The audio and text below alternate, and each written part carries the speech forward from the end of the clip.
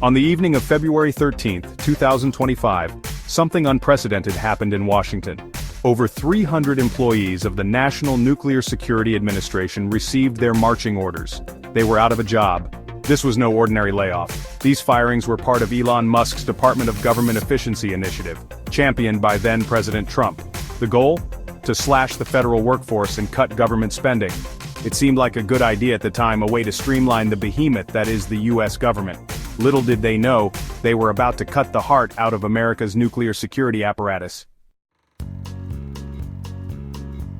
The NNSA isn't exactly a household name, but this agency has its finger on the pulse of something very important: the US nuclear arsenal. They're responsible for everything from building and maintaining nukes to securing the materials needed to make them. Think of them as the guys in charge of making sure those very dangerous weapons work as intended, and only when intended. It's not just about bombs, though.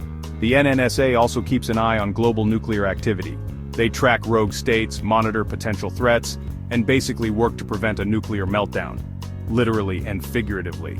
So, yeah, kind of an important job. As news of the firing spread, a collective gasp echoed through the halls of Congress. Lawmakers, many of whom hadn't even known about the firings beforehand, were apoplectic. They immediately understood the gravity of the situation. America's nuclear security had been compromised in the name of efficiency. The backlash was swift and brutal.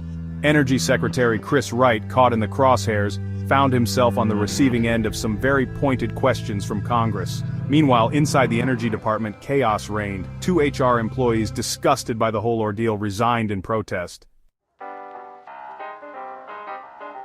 By Friday morning, less than 24 hours after the firings began, the White House had caved. The terminations were rescinded. It was a humiliating climb down for the Trump administration, a stark reminder that playing politics with national security is never a good look. But the damage was done. The NNSA, already facing budget cuts and staff shortages, was left reeling. The firings, even if reversed, exposed a dangerous truth: that the Trump administration was willing to gamble with America's safety in the name of a quick win. The consequences of that gamble could have been catastrophic.